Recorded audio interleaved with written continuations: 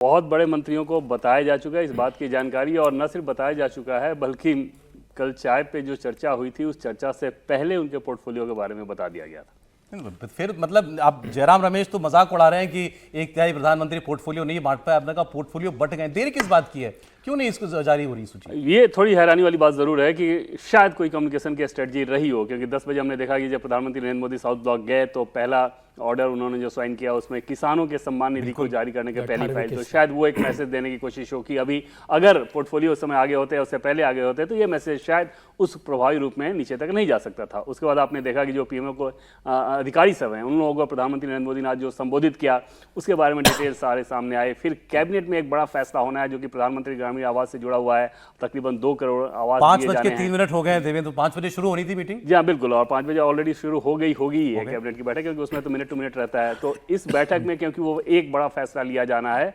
उस बड़े फैसले को जानकारी को सामने करने के बाद, वो फैसला अपने आप में सौरभ बहुत बड़ा है, उसको अगर देखें तो 2 करोड़ और आवास के बारे में बीजेपी ने अपने मैनिफेस्टो में भी कहा था, और जब अंतरिम बजट पेश किया गया था वित्त मंत्री निर्मला सीतारमण ने तब भी बताई थी ये बात। अब उसके बारे में पिछले 2 महीने से होमवर्क किया जा रहा था। जो 100 दिन का एजेंडा है सौरभ, उस 100 दिन के एजेंडे में ये एक प्रमुख है। और पिछले 2 सालों में आप देखें सौरभ तो इसका पॉलिटिकल मैसेजिंग समझें कि महिलाओं के नाम पे अब वो घर रजिस्टर्ड हो रहे हैं, और इस बार ट्राइबल पे बहुत ज़्यादा फोकस है। प्रधानमंत्री नरेंद्र मोदी ने ग्रामीण विकास मंत्री को इस बात को कहा था कि इस बार जब ये एलोकेशन होगा तो इसमें ये ध्यान रहे कि ट्राइबल पर फोकस हो, और इसमें धनराशि बहुत ज़्यादा बढ़ रही है। पहले जो धनराशि थी 1,20,000 के आसपास थी समान कैटेगरी में, तो अब उसको लगभग 2.25 लाख 1,80,000 तक किया जा सकता है। अच्छा, दूसरी कैटेगरी जो थी 1,30,000 की, उसको 2 लाख तक किया जा सकता है।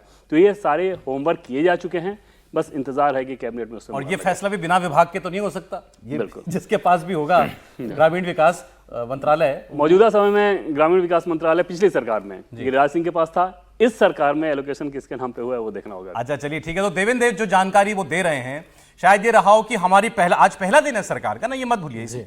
मोदी सरकार पार्ट 3 कह लीजिए या मोदी सरकार 3.0 व्हाटएवर, उसका पहला दिन है आज।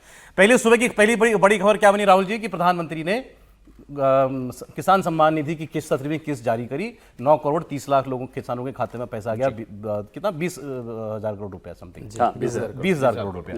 अब कैबिनेट में जो फैसला होगा ग्रामीण आवास को लेकर के शायद उसकी जानकारी आती होगी, फिर शायद हमको पता चले पोर्टफोलियो से। देखिए, जहां तक मेरी समझ है, जब तक कि एलोकेशन ऑफ वर्क नहीं हो जाता, ये एलोकेशन ऑफ बिजनेस रूल्स 1961 है, जिसके तहत राष्ट्रपति जो हैं वो प्रधानमंत्री के जो सजेशन होता है या उनकी जो सिफारिश होती है उस पर वेरियस पोर्टफोलियोज बांटते हैं, और कैबिनेट सेक्रेटेरिएट उस पोर्टफोलियोज को सार्वजनिक करता है, उसके नोटिफिकेशन निकालता है। उसके बाद का भी एक प्रोसीजर है कि जो भी मिनिस्टर जिसको जो एलोकेशन होता है वर्क का, वो जाके अपने मंत्रालय में, आपने देखा होगा सब मिनिस्टर पहले दिन उनका फोटो ऑप होता है, वो साइन कर रहे होते हैं कुछ, वो जाके ज्वाइन करते हैं।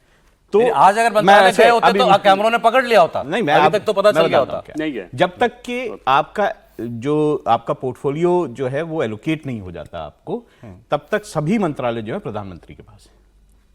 अच्छा, सभी, ये कानून है, ये नियम है, ये बिल्कुल है कि भाई जब तक एलोकेशन ऑफ वर्क नहीं हो जाता तब तक सभी मंत्रालय जो है प्रधानमंत्री के पास है, और प्रधानमंत्री उसमें कोई भी फैसला कर सकते हैं। तो ये सारा सौरभ सामूहिक उत्तरदायित्व होता है ना, अपने यहाँ जो कैबिनेट की जो व्यवस्था है वो सामूहिक उत्तरदायित्व पे होता है, तो उसमें कोई भी एक फैसला सभी पर लागू होता है। उसमें ये नहीं होता है कि हाँ इस मंत्रालय का फैसला यही व्यक्ति जैसे अब कैबिनेट की बैठक होनी है तो जो भी कैबिनेट मिनिस्टर वो उस बैठक में शामिल हो सकते हैं, और जैसे एस जयशंकर हैं, तो ऐसा नहीं है कोई रूल थोड़ा कि कोई मंत्री जो है वो किसी देश के प्रधानमंत्री को नहीं मिल सकता है। हमारे लिए बड़ा इशारा है ना कि उनको क्या देश मंत्री होगा तभी मिल सकता है, ऐसा नहीं है। लेकिन जयराम रमेश कह रहे हैं 1/3 प्रधानमंत्री। देखिए जयराम रमेश और बहुत सारे पत्रकारों की जो कुलबुलाहट है इसलिए कि सूची नहीं मिल पाई। मुझे अभी भी याद आता है 2014 से पहले का, जब एक पर्टिकुलर चैनल के न्यूज़ रूम से हमें वो फ़ोन भी हमने सुने हैं कि राजा को क्या मिलेगा और मारन को क्या मिलेगा, मेरी गुलाम नबी से बात हो गई है। उस तरह से हम इस दौर में आ चुके हैं जहां ज़ेरॉक्स तक भी लीक नहीं हो रहा है कि ज़ेरॉक्स क्या बटा है। शायद कुछ लोगों के पास हो, लेकिन हमें अभी तक चैनल में किसी को नहीं पता।